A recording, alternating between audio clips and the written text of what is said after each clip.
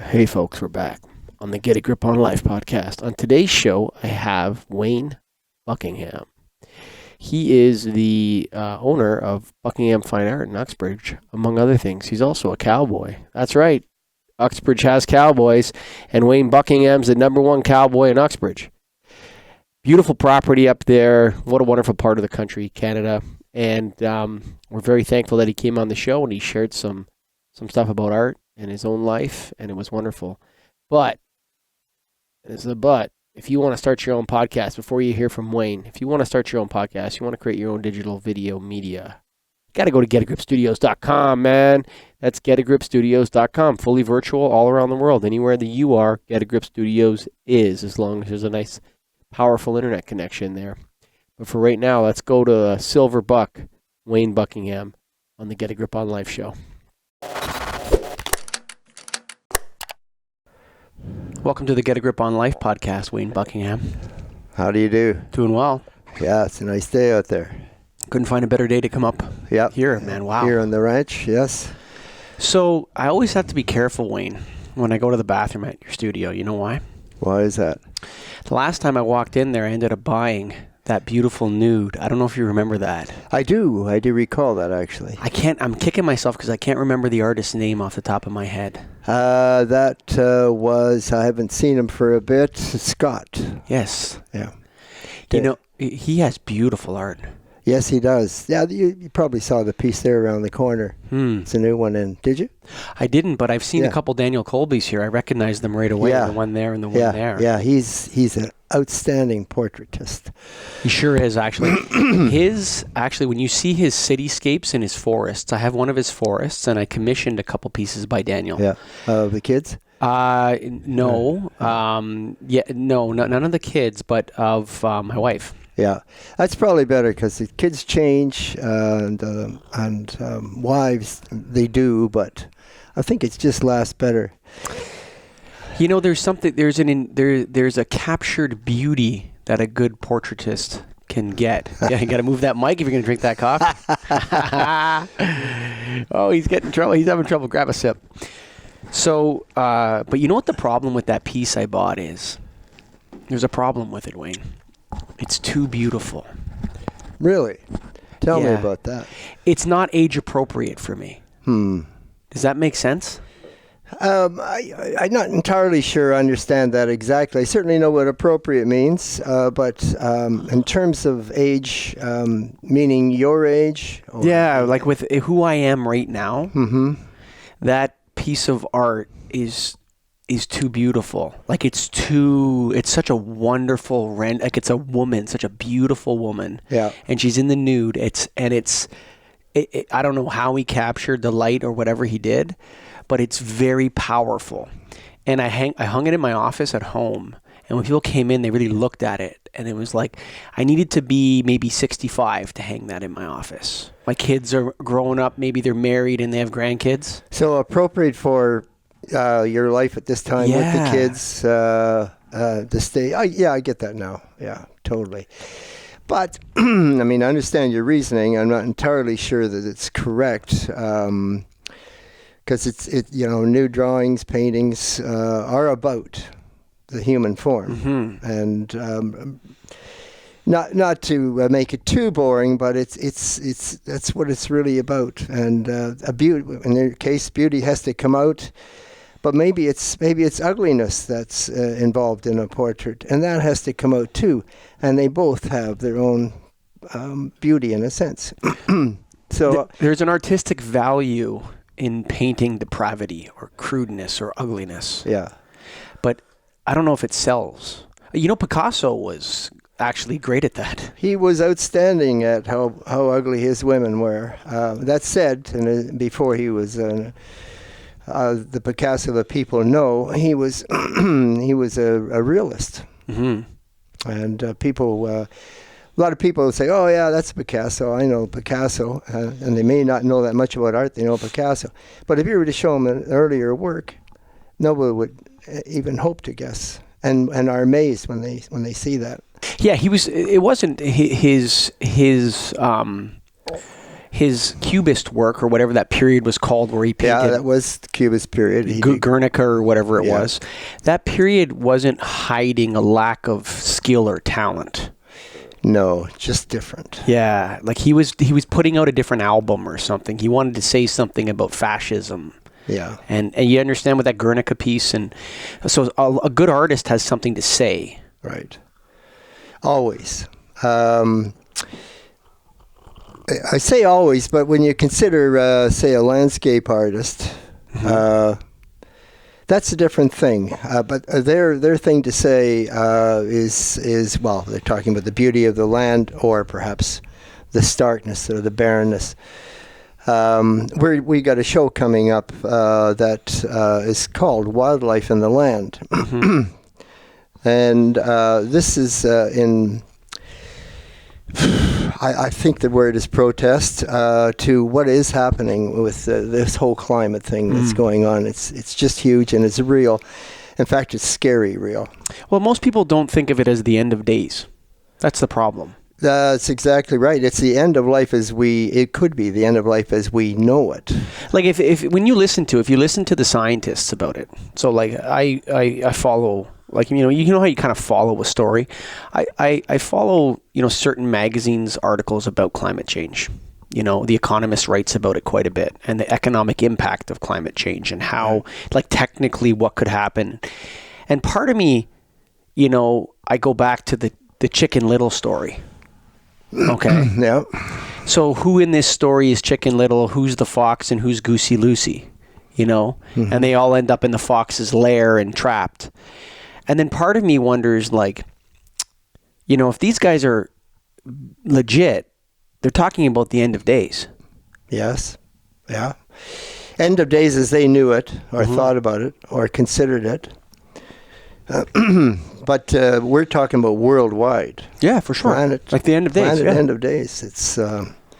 It's really, I'm really quite concerned about it. I'm 50-50 on it, to be honest with you. And I'll put that on the internet. Yeah. Yeah. Like, there's something about, for me, where, like, I'm not a science doubter.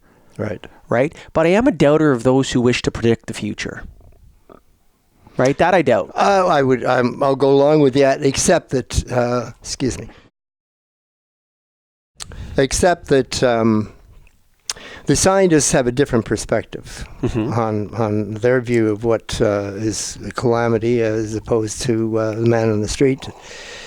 And they're going by hard science. Sure. And the hard science is pretty hard. The view is pretty hard to look at. It is. So there is hard science, but there's an element of it, I think, which strikes most people as the political side. Yeah, I think that it's really time. It is definitely a problem. I mean, down the States with President Trump there, who doesn't believe in it whatsoever, and I think that's for self reasons. But I think what we're dealing with here is way beyond politics.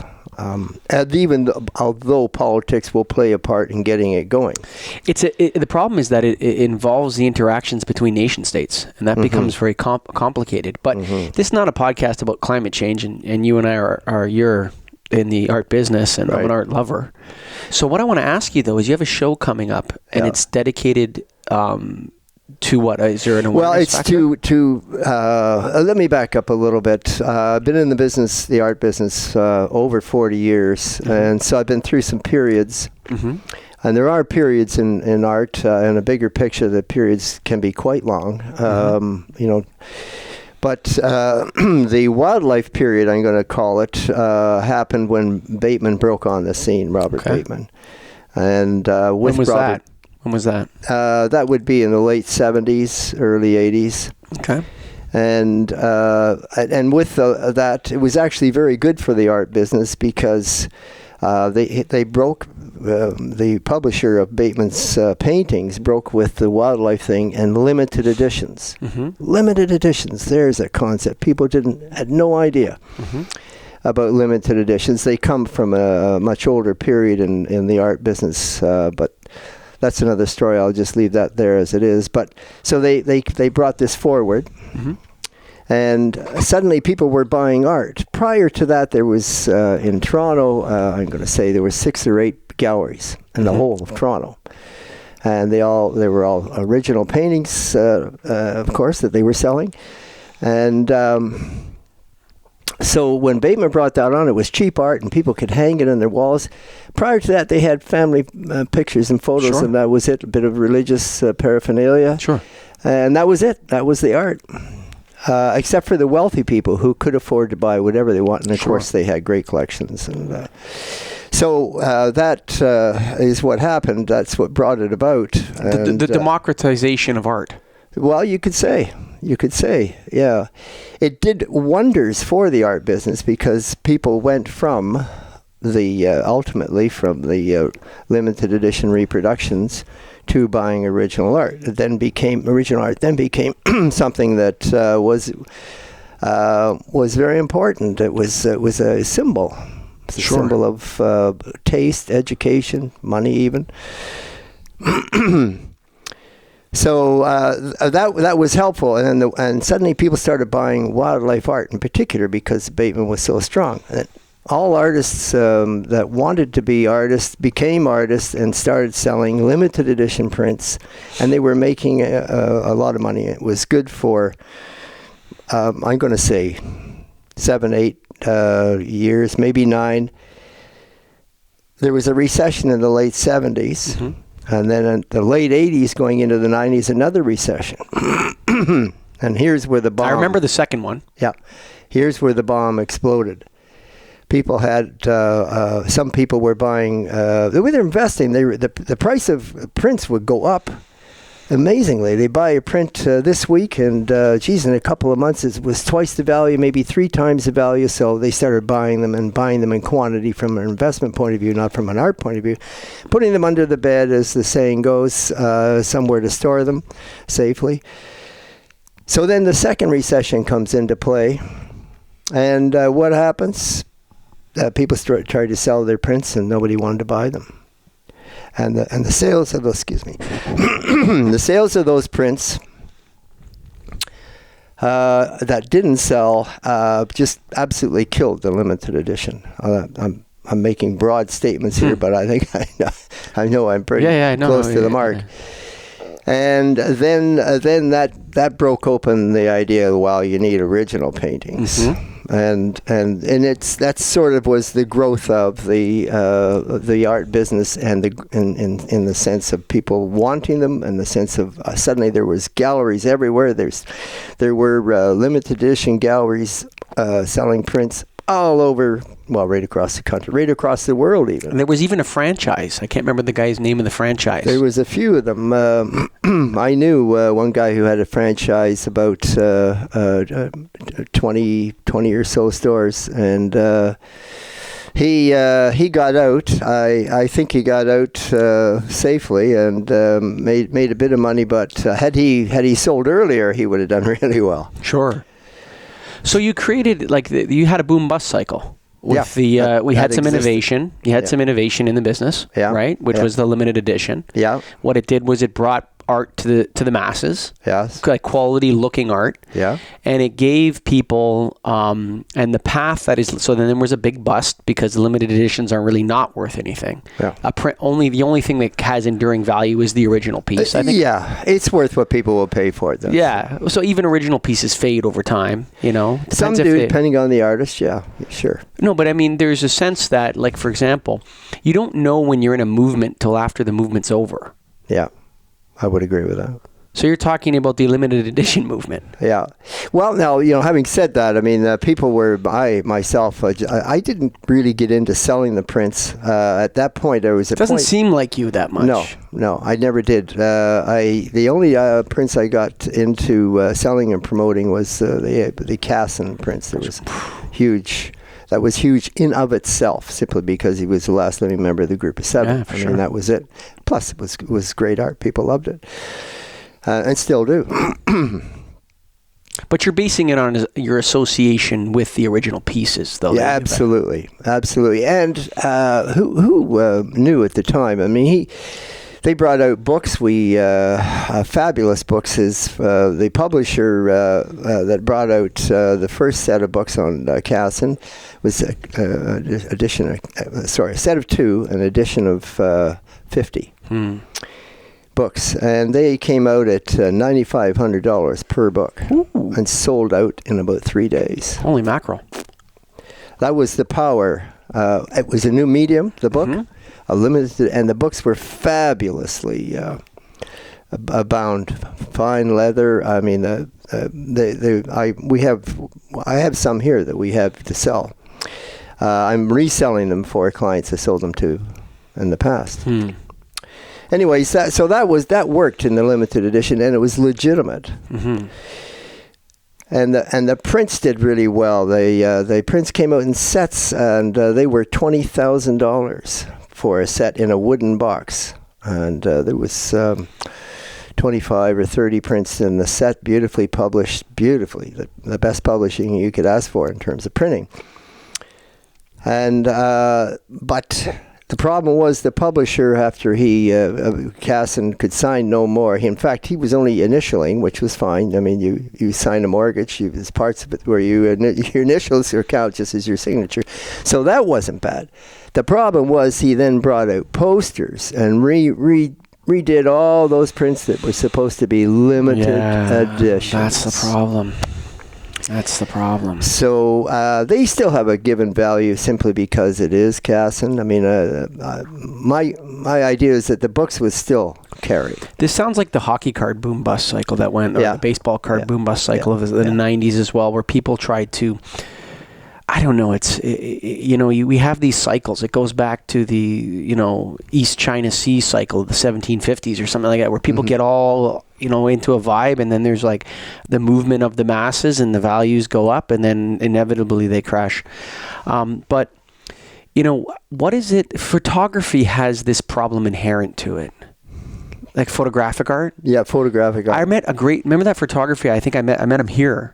Yeah. He had Tom a great Zolt. picture of you didn't like, but it was a great shot. Tom Zolt. What didn't you like about that picture of you?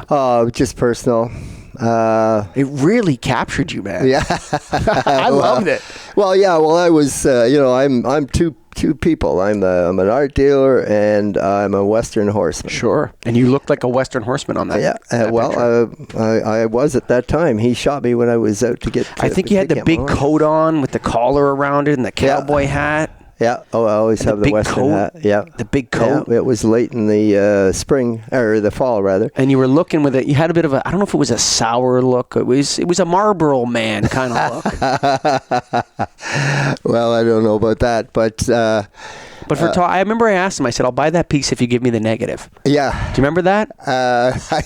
Remember that argument we had? He wouldn't give me the negative. Yeah. And I said, I'm not buying the picture then.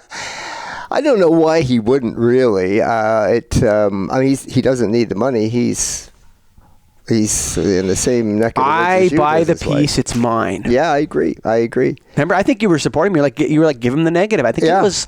I was. I don't know. It wasn't cheap. The picture wasn't cheap. Yeah. No, I don't remember what the numbers were, but that's interesting. I've forgotten all about that. He's a good boy. He photographs some great stuff. We have his work, but that's a taste. That's a particular taste for particular people. It's typically, but not always, there's people in it. I mean, that's what makes it interesting. And Artists, a lot of people have a interesting problem buying other people's faces that they don't know. Yes. That's and like in portraits, for example, you mentioned an artist there before there, and he does outstanding portraits, and I've had them in the gallery. I love figurative work. People say, well, why would I hang that? I don't know who it is. Well, it's not what it's about. It's about the painting. It's about what the picture exudes. The portrait I bought of him is not of a woman. It's of the woman. Mm-hmm. Big difference. You understand what I mean? Yeah. Like she was I'm not talking about like sculpted perfect in terms of a fitness competition. I'm just talking about the soft roundness of the way of her curves in that picture. It was like, that's a woman that's going to be a mother, or that's going to be it was the woman. Right. It was almost like, it was almost in its, there was a archetypal image in it that captured me. And I think a lot of portraits. This is with the big jug, right? What's that? The big vase that she was in the picture. Yes, this. And she's turned like this, and it's not full. It's like half side profile, half full frontal. Yeah. But she's leaning forward, and the hair is beautiful. Right. I mean, it's stunningly it was a gorgeous, beautiful. gorgeous piece. Yes. Absolutely, I agree. Well, that's the thing. You saw in it something that you liked, and the artist was looking to show someone that he thought was a beautiful person, but also had something inside rather than just. There was something coming out of it. Yeah. That had nothing to do with the nudity or the beauty. So when people are doing portraits, I mean, I often find a lot of artists. Won't listen to Wayne Buckingham. It's almost like they need to. It's almost, like there's always whenever you read into an artist, like the Group of Seven, there was a journalist was with them all the time. Yeah. And he was probably telling them, no, you need to they were listening to what he was telling them too. I don't know if that's fair. Like there's other people outside the artist that need to give the artist direction. Mm-hmm. So what you're saying is you feel that Wayne Buckingham art dealer was maybe being a bit of a salesman rather than, is that what you're suggesting? No. What I'm saying is that, not at all. What I'm saying is that artists need direction, like artistic direction from people like you. Yes. That's what I'm saying. Okay, Not the people you're selling to. Yeah. No, I missed the point there that it was what I'm saying to you is that an artist, if you give an artist a suggestion, they should probably take it. Well, I mean, given the amount of experience I have, you're probably, generally speaking, pretty close to the mark there. My daughter has begun painting, and starting about 2 years ago. She's come along nicely. She grew up in an art gallery in a sense. Sure. So you would expect her to be good, but she's going through all the problems and issues that artists have. Does she have something to say though? Yeah, well, she's just starting to. Her first issue is getting her drawing skills up to par. Got to get the skills down. So she's gone through that, and she just did what I consider to be, after 2 years, her first real painting. That wasn't a pretty picture. It was an idea that she had, and she put it across, and indeed she got it across. And so that was the big lesson there. And I said to her, this painting here, Suzanne, looks a bit like Edward Hopper's work, which is kind of a still quietness to it. With power in it, though. Oh, totally. Sure. That is the power. It was, for sure, is the power. And so that's what I meant by that was her first painting, where there was something in there that was coming through, that had it. And so that's her real beginning. Lots of people can paint pretty pictures. Oh, technically, yes. Yeah, totally. It's like the Group of Seven's work you touched on there before. There's a lot of artists today who can paint just as good as Lauren Harris. Oh, technically, yes. Or Tom Thompson, but they don't quite. They're just as good technically, but they don't have. There's a mysticism in really in both of them in that case, in their work. And the other thing is that makes them really apart from the rest, that makes them Group of Seven, is the history. It's the history that makes it valuable. Well, the movement itself, it's Canada's, maybe I shouldn't say Canada, it's Ontario's only art movement. It became Canada's because they painted right across Canada. But there's movements in Quebec too, though. Yes, there was. That are separate from the Group of Seven. Absolutely. And there's some great artists in Quebec then and now. But the Group of Seven, they were speaking to something. Yeah, it was a revolution. Prior to that, Canadians in general, Toronto in particular, the big cities in particular, were importing the European work. That was kind of a dark, gloomy period in European art.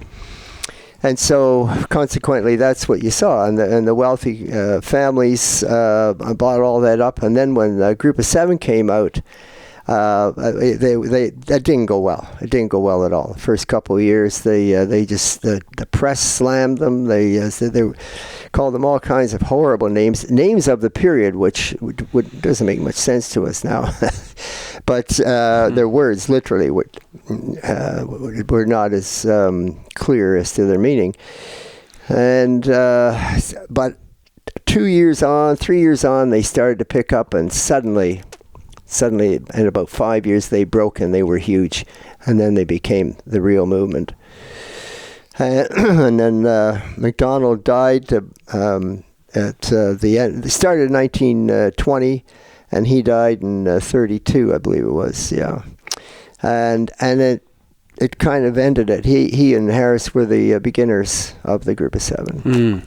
So when one of the true founding fathers of the Group of Seven dies, then it's kind of not there anymore. So they started another group with more of the artists of that day. But I think they Canadian group of artists they were called, actually. The just to talk about J.H. MacDonald for a second. And again, I'm just an art collector. I'm not in the business or anything like that. But I'll agree with you that technically people can paint like Lauren Harris, A.Y. Jackson, Casson. They could duplicate it, is what I meant. Edwin Holgate. Yeah. But Tom Thompson even. Yeah. But J.H. MacDonald has a certain style. He's your man. Yeah. I don't know if he's my favorite, but I'm saying that he would be the toughest guy with that what do they call him? The Canadian Van Gogh, with that swirly style. Like I have that portrait I bought from you, that landscape I bought for you, Fields near Aurora. Yeah. Where he's got the swirl, like that's a masterwork. That's his brushwork. And that's kind of his signature. That is a masterwork, that painting. Yeah. And it's got that flowiness. Yeah. It's got that... I don't see anybody who can paint. I've never seen anyone that paints like that. Landscape artist. I don't know. Maybe and you would know more than me. Well, his brushwork was fantastic, and it's one of the things that I quite like about it as well. For that matter, Harris' brushwork wasn't as obvious. His work was shapes. He loved shapes. But there was a depth in his work. But he went after the shapes. Oh, for sure. Like the one famous one of the island with the snow around it and the sun's in the background. Oh, yeah. Famous painting. I have a print of it. Yeah. It was the first piece of art I ever bought. Was a Pick print. Island, I think. I think it's Pick Island, yeah. Mm-hmm. And, but one of the things, and I'm 100% if it's Pick Island or not, but in the foreground, there's like this beautiful island, and then in the foreground, there's like shadows in that, and you look at it and you wonder whether or not he couldn't get to the island, like if the ice was melted or something. North Superior. It's like there was something about that island he wanted to get to. Yeah, and that had also the rays of light coming through the clouds. Yes, sunlight. I mean, yeah, fabulous painting. It's one of my favorites. His mountain forms, though, became the most famous and most expensive. Sure. Is he the greatest Canadian artist? Pardon me? Is Lauren Harris the greatest of all Canadian artists? He is certainly one of a couple. Absolutely. He certainly, I mean, if you go by dollar value at auction, he's hands down the most famous. His most expensive one was a little over $11 million. That was literally a couple of years ago. And I know of some private sales that happened in Montreal. It was a collection that came available to a particularly big gallery in Montreal, and they I think it was three of them. They sold for around $14 million, but nobody knows that. Okay, so we're just letting that out on the Get a Grip on Life podcast. Yeah, there. Well, we're keeping it all quiet, so it doesn't matter. But that is, in fact, true. Yeah, no, and we're not saying who it is or anything like that. So, but if I may, were you acquaintances or were you friends with A.J. Casson? You've mentioned. Well, I wasn't friends, but I knew him quite well. I was down at his house, in his house many times. I was working with the publisher I mentioned earlier of the books, and him and I sort of worked together on it. And he led the charge there. I was working with him, and So I got to know Casson pretty good. He signed a lot of prints, and at least once I was helping him with that. And to settle him down so he could just relax and so on. He liked good Canadian whiskey. I was going to say, did you have a drink with him? Yeah, I did. Crown Royal was his favorite. Okay. And I can't blame him for that. Yeah, and he smoked cigarettes. So did I at the time. And he lived till 92. So, hey, I've forgotten where I was going with that. But what did you talk to him about? What you guys just talk all about? kinds of things. He was a great guy. I mean, I not only knew Casson, I knew the children of Carmichael, for example, his daughter Mary. There isn't a lot of Carmichaels out there. There's not many Carmichaels at all. He was a fantastic artist, outstanding artist. Lived in the but he had a cottage in the LaCloche Hills. There's a lot of white stone crystal. What's it called? Quartz. Quartz. And one thing I remember Casson saying that you could see from his cottage the tip of one of the hills, or the top of one of the hills. And they're pretty high hills. And it looked like snow on it. We shot in the sunlight. I mean, it'd be fantastic. It'd be shining, yeah.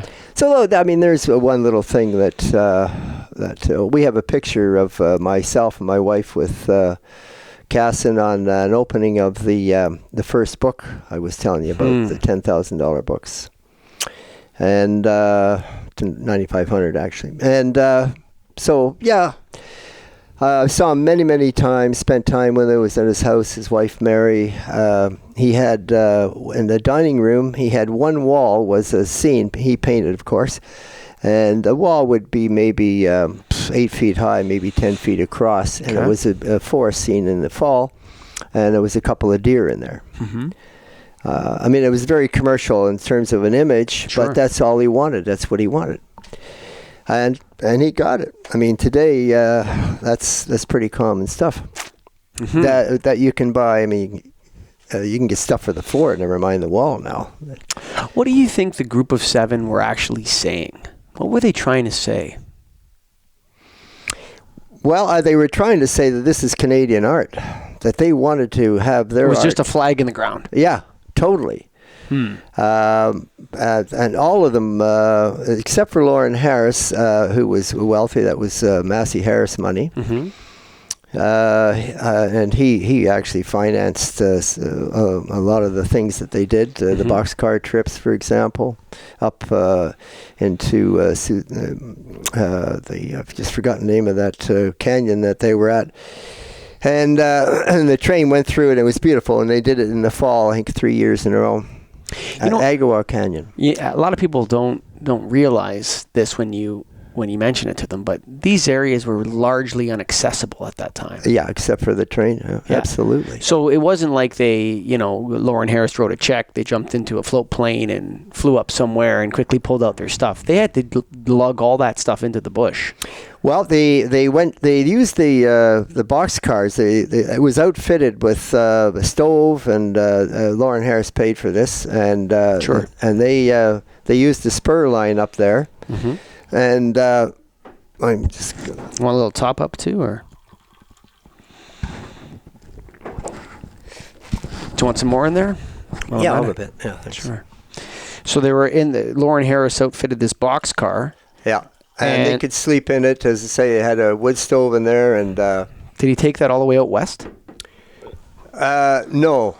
That was just for northeastern, western Ontario, across Ontario. And they had a great time. Jackson had just come back from the war, and he had what we know today as the PTSD. PTSD. Sure. And so he was a great walker, but he used those trips. They came in handy for him. Sure. To kind of release some of the horrible things that he saw in Europe. The First World War. I mean, if you actually read it, I mean the troop casualties per day. I mean per week and stuff like that at the beginning of the war, 10,000 men a week and stuff. Fantastic. I could just meat grinder. Yeah. Like absolutely. And people they don't they don't appreciate it. as much. Historically, I think that in some ways, Wayne, we're still, as a society, recovering from the First World War and the Second World War. Well, I wouldn't disagree with that. Well, look at... I'm just going to pull that mic a little closer to your face. Get it right in Okay. there. Yeah, there we are. Yeah. All right. Just give it a crank. Yeah. Here, let me do it for you. I'm just going to... There we go. Oh, Yep. okay. Yeah, we're still recovering. Like, there's a psychological... like, our society was almost... two things to me, and that we take into art is like... There was the traumas of those wars, and then the idea of you were an art dealer in the age of nuclear holocaust or whatever, potential nuclear holocaust. Mm-hmm. You know, you guys, when you were a kid, you probably did nuclear drills. Like if there was... No, I'm not quite that old. But no, I was born in the middle of the Second World War, and but I mean, what you're probably alluding to is kind of the same thing, because there was a lot of casualties there, and there was all the issues of war. I mean, war is war. How does that affect art, though? I mean, you know, like in today's day and age, like you have these. Was there any response to that artistically, those wars that you noticed in your life, or the Vietnam War? All of the artists, most of them of the group of seven, since that's kind of a theme here, a little bit. They all went over and fought and came back and all painted. They painted while they were there, which is why they went over. And the Canadian government asked them to go over as war artists.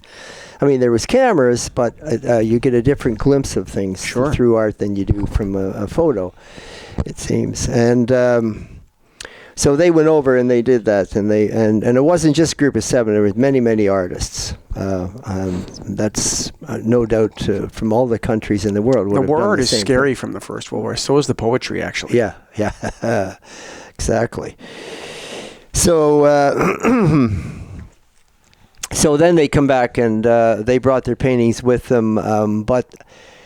One could only guess that the last thing they would want once they got back, unless they wanted to express something horrid to get it out, that they enjoyed painting the landscapes and the wilderness. I mean, paintings up to that point, landscape painting, up to the point where in 1920, when the group of seven had their first show, they started painting together in 1913, but. Landscape wasn't a thing. It was portraiture. There was those European dark landscapey people and farms and people in cities and so on. They bought, but there was no real landscape. There certainly was no landscape painting of our own home country. And that's the case down in the States as well. So the artists were out there, and that was part of their thing. I think they were capturing the vastness of it. Yeah, and they wanted the people to see I mean, people weren't buying pictures of lakes, paintings of lakes, and northern scenes that abound now. In fact, landscape is still the biggest subject matter in art business today. Probably abstract painting, non-objective abstract painting would be close. I think some areas. I don't think it's the most powerful art form, though. The visual, I mean, the landscapes. Yeah, I think they have something to say, like It's easy on people's eyes that don't know art. Exactly, that's true. That's I think part of it. But no, they don't. I mean, art has got many rabbit holes, many complicated areas that people can go down, and you see it. Art is changing. It's rapidly changing. Everything's changing. But why? I think change is a natural force, or... But when you say change, you're not inferring... See, like, change has become kind of a loaded word. Yeah. But to you, I don't think change means something either positive or negative. You're talking about a benign change, or are you talking about a negative change? Because it's brought, like, the word change has begun in our society to take on a positive connotation, which I'm a little uncomfortable with. Well, it's positive in some cases, and I mean, for those people who don't believe in climate change, that's a negative thing. Those that believe in it see it as a positive. Belief is the right word right now. Belief. Yeah, I think it's the right word because, and I'm not saying it's a bad word. Yeah. Because the idea of predicting the future is very difficult. Oh.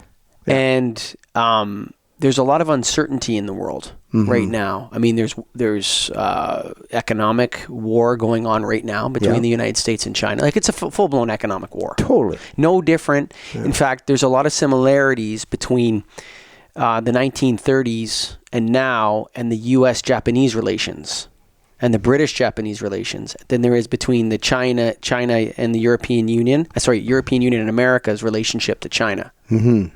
There's a lot of similarities, actually. One, they're trying to choke each other out. They're trying to dominate resources around and countries outside of their country.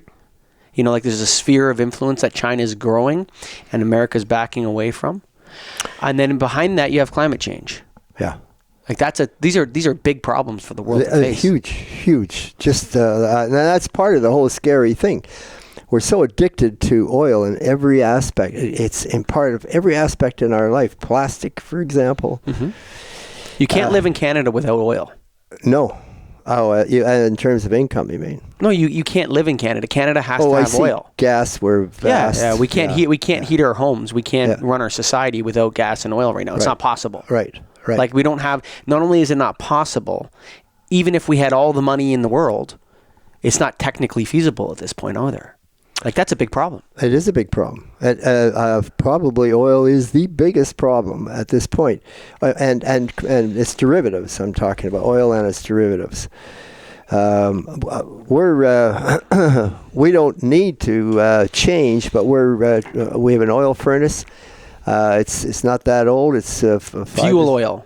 You're talking fuel oil. Fuel oil, yeah, sure. Most people don't know about fuel oil. They don't live in the country. Right. There's actually like a really low-grade oil called fuel oil that people heat their homes with in Canada. Yeah. And trucks come around, and Wayne's got a big tank in the back, and it gets filled up with like a type of fuel that's lower grade than gasoline. Absolutely.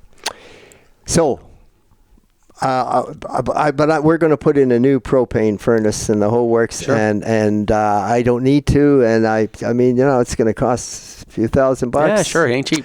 And but I'm doing it anyway. And propane's got lower BTUs. Yeah. Well, and its combustion is about 98%. But it's cleaner. Yeah, that's what I mean. It's cleaner, yes, you're right. Much cleaner. Yeah. But you know, so these are complicated problems we have right now, and that we're facing, and I'm actually searching for an artistic expression of all this uncertainty. Have you seen it yet? No. And I'm not. No one's capturing the zeitgeist. I'm not sure I would recognize it initially if I saw it. I have an artist, Brian Wires, who is an enviro artist. Mm-hmm. But if they name themselves, it doesn't count. The artist doesn't get to tell me what his art is about. I tell him. Yeah. It goes the other way around. You know, and that's not my idea. That goes back to Oscar Wilde. Yeah. Okay. Critic is artist. Yeah. The people that are looking at the art get to decide what it means.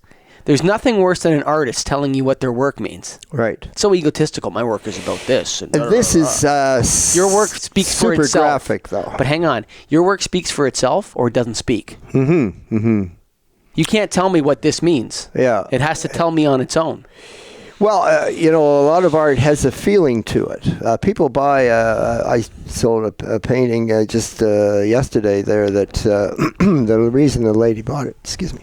The reason that she bought it was that it was a painting of North Superior, and it was a shore scene, and there was a broken down old boat that had washed up on shore. But what he went after, the artist, was the striation of the rocks up there. It's fabulous, and it speaks to a much earlier time in Earth. And so her husband, who died, was a geologist, and he loved rocks, as all geologists do. And this painting meant something to her because of that. There was a feeling she got that. And so you talk about feelings in art. There was a personal expression and emotion that came out of it. And she bought the painting as soon as she saw it because of that. It spoke to her. Absolutely. It had something to say on its own. So, but that was a landscape painting, but it was something else to her. Sure. Yeah. So, but that that doesn't make it an enduring work. It makes it a special work for her. Yeah. You know what I'm saying? That's right. And that's not a movement, but there's something in that. And that's where I think like I've known artists, and I buy art. Yes, as you know, that's how we became. That's how we became to met. Yeah, right. I'm a customer of Buckingham Fine Art, and quite a happy customer of Buckingham Fine Art. I've done you bought some good pieces. I did. I've done very well with Wayne, and but it's like artists have come to me and they complain about not being able to sell their art, like an art fair, or because I'm a buyer of art. Maybe I've bought something of theirs, and I'll give them advice, and they'll tell me that I'm wrong. Mm-hmm. But I think there's a lot of artists out there that could really listen to the idea of who is your customer. If you want to make money making art, you have to target a customer and create the kind of work that people want to buy. That doesn't mean that has to be all your work, but certainly Michelangelo and Leonardo thought that way. Yeah. They thought about their customers. Yeah. And they created work for their customers. Yeah. And their customers bought it. Yeah, well, they actually Leonardo, Michelangelo, he was the church bought all his work. Medici's.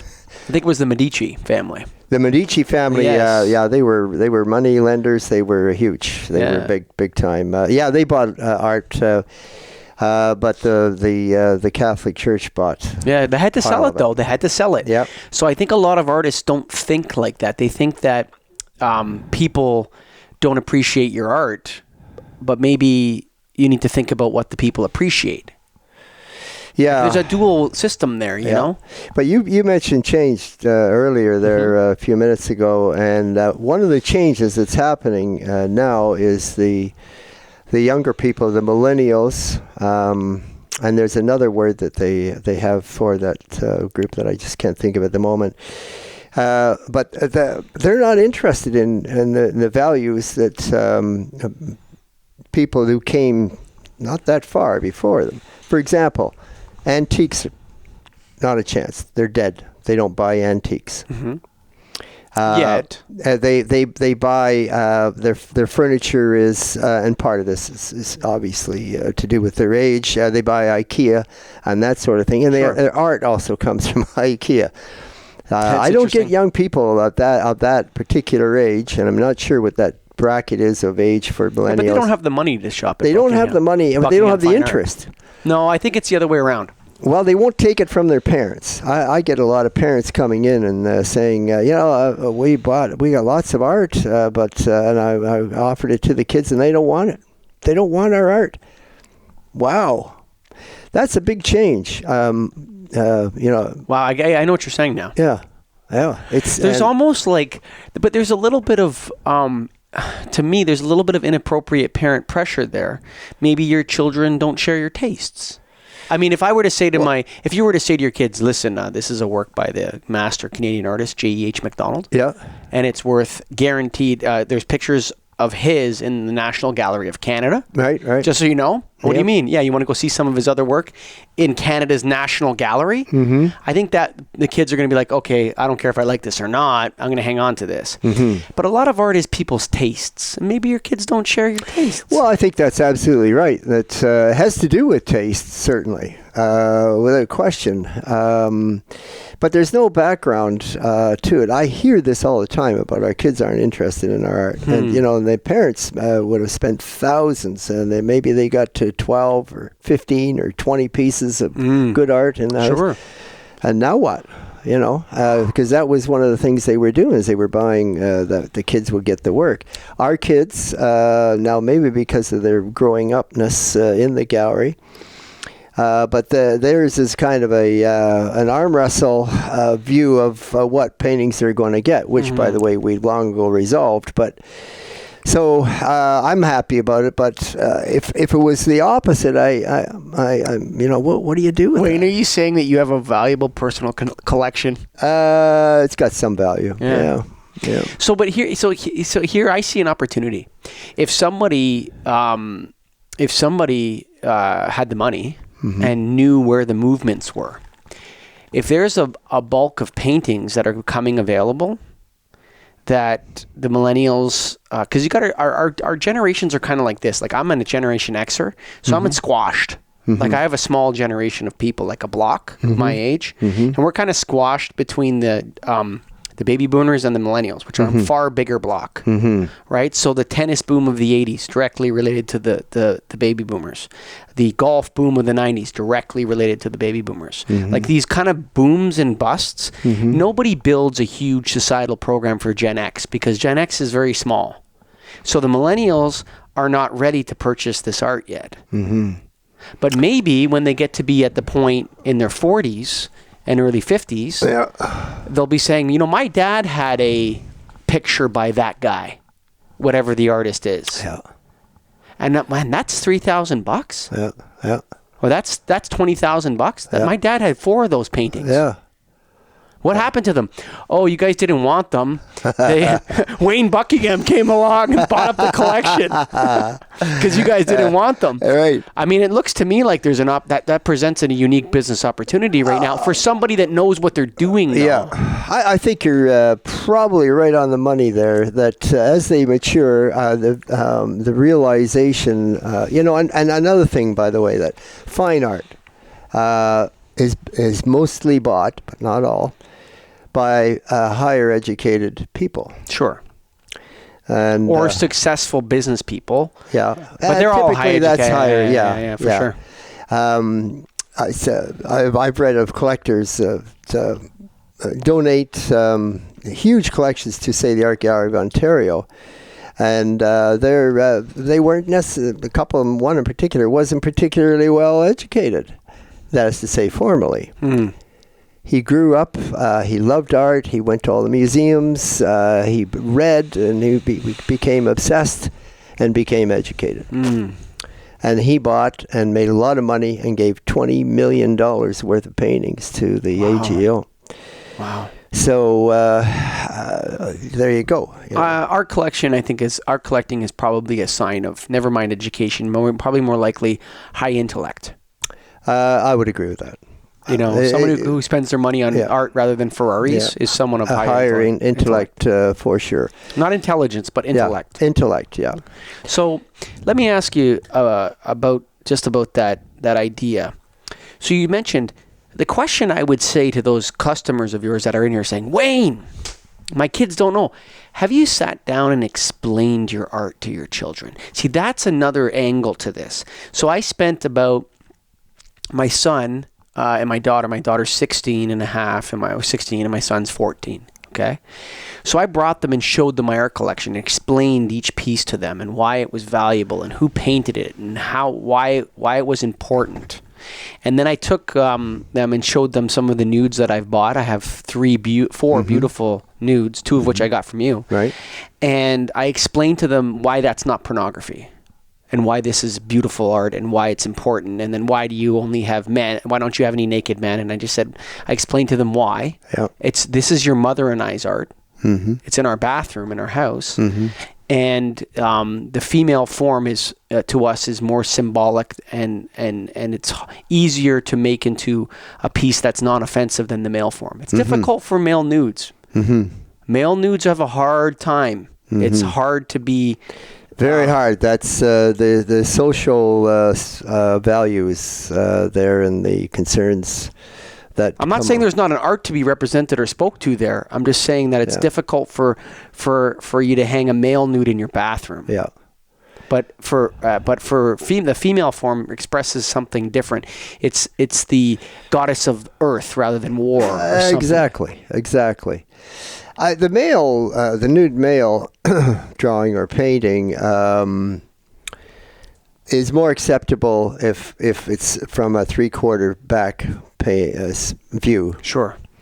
as opposed to a full frontal. Therein lies the problem. issue. Yeah, it's almost like the god of war versus the goddess of earth. I think that's a good analogy, actually. You know, it's like there's something about beauty Mother and Earth, birth, Mother Earth. We're touching with this. We're a family. We're creating here, and it's not for the kid. It wasn't for the kids. But I explained my art to my kids and who the artists were and why it was important and why this work is a valuable piece of Canadian art. And you should, if ever it comes into your hands, you should take care of it. Absolutely, yeah. So people need to do that for their children. Well, they do, but whether that'll be successful, it's a grand idea. And under the circumstances, maybe even a little bit important, because they may be giving away the parents because their kids don't want a valuable piece of art. You know, the group of 7, again, just to use them, when they were doing their paintings had no value. Sure. Tom Thompson was selling his sketches for $25 at the C&E show. 25 cents, you mean? No, $25. $25. Yeah. So that's a that was a good buck for the day. Yeah, it's probably $150 in today's dollar, something like that in today's dollars. So he wasn't doing.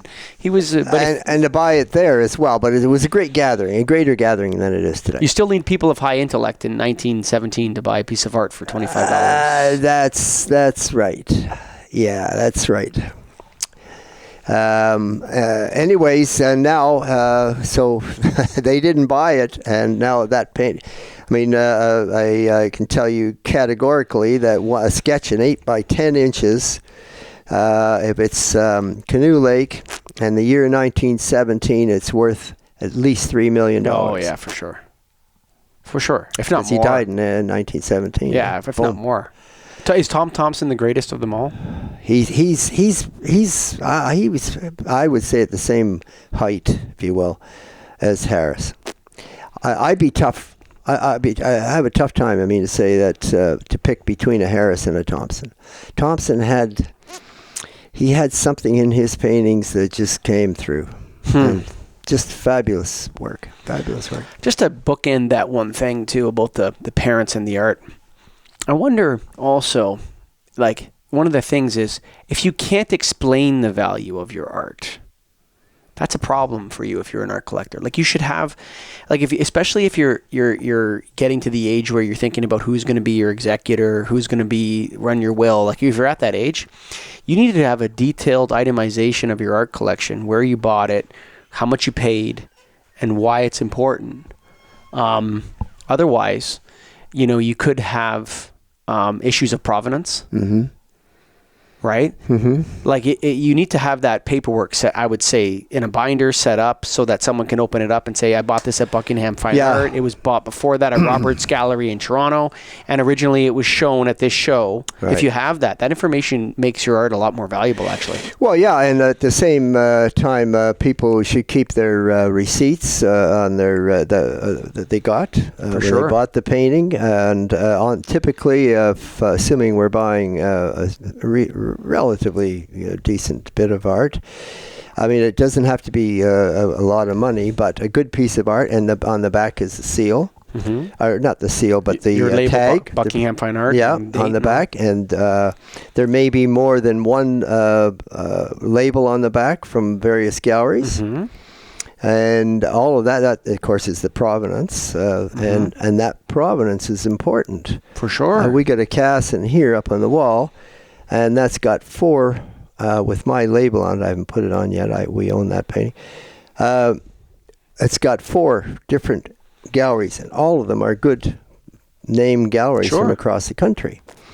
So that would be part of that, the history of that painting. So your wife is Therese? Therese, yeah. Yeah. How long you been married for? 50 years. 50 years. Coming up. 50 years. That's a good marriage. Yeah. It is a good marriage, and it's been without any real rocky parts to it, which is quite extraordinary. How many kids do you have? 2. And 3 grandchildren. How did you meet Terry? I met Terry.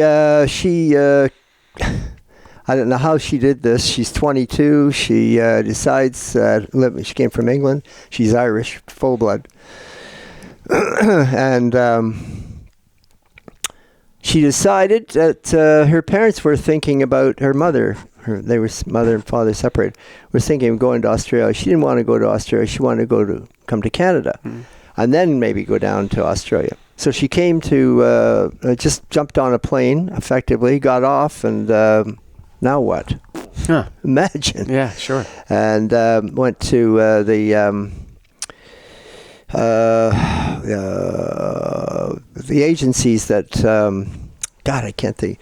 Anyways, it wasn't long before she was at the YMCA. Mm-hmm. She was at the YMCA and was there for I think 3 or 4 days. Got a job, and that was say on a Monday or a Tuesday. On Thursday, I'm looking for a date, and I called up this gal that I knew, and I said, "Anybody around? I got an event we're going to. I'd like to take somebody." And I was between girlfriends at that time. Mm-hmm. And so she said, "Well, I got someone coming in from England. I mean, if you want to drop over, you know." And I said, "Well, yeah, okay. What time?" So anyways, I arrived up, and I was sitting on the Chesterfield, the door open, and in walked Terry, and wow. And we took her to it was a party, and we went to the party, and the party never stopped. The road went on forever. There you are. So, but it's been good. We've enjoyed it. What's the secret? So you said you had an unrocky marriage, but that takes work. It takes a hell of a lot of work, yeah. Hey, understanding, maturity, none of which I had when I started. Sure. You know? Sure. But I started a business, and I was in publishing art.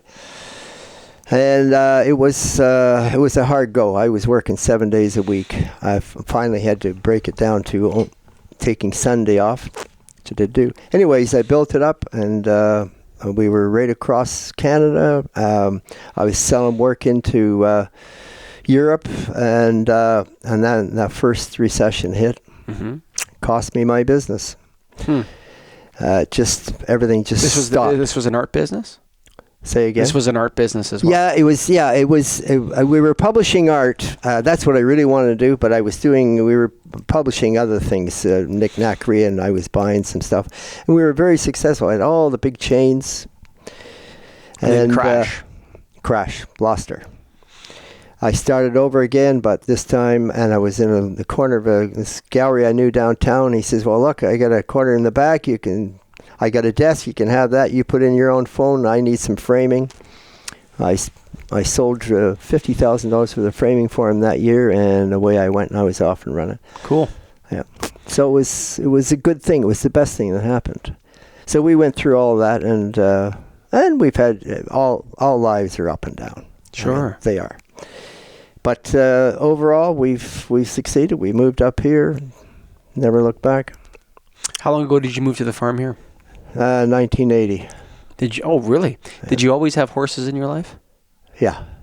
Well, we were renting a place down in Unionville, and there's a hydro line there. It was a place was built before the hydro line went in, and so we rented that 10 acres, and had a couple of horses. Looked after horses for a guy actually. So I was riding bareback at that time, and then so we wanted to get up in the country. We come up here, and then we never looked back. We've been riding ever since. Still are. Was Terry always into horses? No, she wasn't. Not in England, no. But she adapted to it well. Sure. Final point here. We've been going for about an hour and 20 minutes. Have we? Great. Yeah. So, poetry. Ah. You sent me an email the other day. Yeah. And it had a little bit of your own poetry in it. Yeah. What's going on there? Have you always written poetry, or is it? No, I started. That's an interesting question, actually, because a year and a bit ago, poetry, I wouldn't have given you a dime for a good one. Good poem. And I do a bit of a blog on the gallery. So it's when we have a show, I do a blog, and it's pictures and writing to some degree. And then I'm always branding the ranch as a place to come to. for a gallery. It's very interesting, blah, blah, blah. And so I was putting a lot of pictures of the ranch into so people knew what they were coming to. Mm-hmm. And then I started writing a couple of lines under the photograph. I mean, I've probably shot 30,000 photographs around here. That's not an exaggeration. Sure. And so I would pick out pictures, and I thought, geez, that's... So I put a few words in there, and it was kind of poetic. And then I started writing more and more, and I was picking out photographs, and I started writing stuff, and I was sending them to my daughter and Terry and my son and so on. And they're, geez, Dad, these are pretty good. And within a year, in the last year, I've written 40 plus poems, and they're starting to get what I think is serious for me. I've had, I sent them out to our list of several hundred people that the blog goes to, and I got 40 letters back saying that they like them and so on. So, but one guy said to me, he says, a guy I know, he says, "Boy, you sent all your poems out. That's balls. That's balls. How did you do that?" For sure. And I thought, God, that is balls. What? But it went over well. So I got a second one that I'm going to send out of 20 poems. Poetry's a tough one for a cowboy man like yourself. It's a risk. It is. But a funny thing is, particularly in the States and up in Western Canada, when they have various events like rodeos and concerts and so on, the cowboys get up and they do their poems. They write poetry and they perform them. And I mean, arguably, all songs are poetry, but in a sense, yeah. And there's good songs and bad songs. There is, yeah. So, but I just started doing it because I enjoy doing it, and I didn't know I enjoyed doing it, and there it was, and it was a way I could express myself. There's a boyish sadness in that first poem I read. I think I wrote that to you. Do you know what I'm saying? Yeah, there's a reflective boyishness in it. If that makes sense at all. Tom Zolt had not a dissimilar comment. He said something about your insides are coming out. He meant that mentally, of course, and I'm starting to see you in there, and kind of spooky stuff in one sense. Nice, but spooky. Sure. So I probably will never not do it. So I'm going to do it. That is to say, I have them. I got a gal that does my graphics for me, and I publish each one of them as an individual thing, and I'm going to send it out again. And one to finish the subject, because I'm writing inspired from a photograph. I thought I need to name this, and so I come up with the name Poetry, which is poetry and photography. Sure. I never, to this moment, I don't like the feel of the word, but it says it. And so I thought, yeah, I wonder if there's anybody on the internet that's doing that. You know what? I think there could be an interesting innovation you could make right here. Okay, how's your penmanship? Pretty good. What I would do, if I may, is I would take the picture. Yeah. I would mount it, and then if your penmanship is good, I would handwrite the poem. Yeah. And sign it, and frame the two together. Yeah.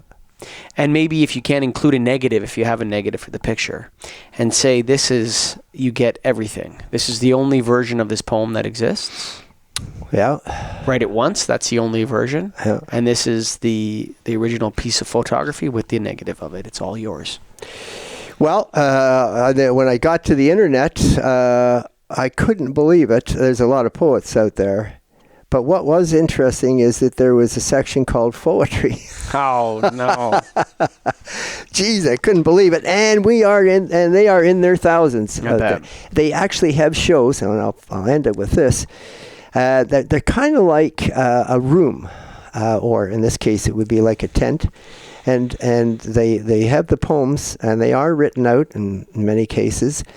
And they've got like clotheslines going across. And they take a clothes peg and put the poems on the line, and people walk around and look at them, and they buy the poem off the clothesline. That's merchandising right there. That is merchandising, and it just shows you how the Americans, boy, they get an idea and they run with it. Yeah, merchandising. So there you are. Like, who knew? Wayne, thanks for having me up to the Pleasure. ranch here. I enjoyed it very much. As did I.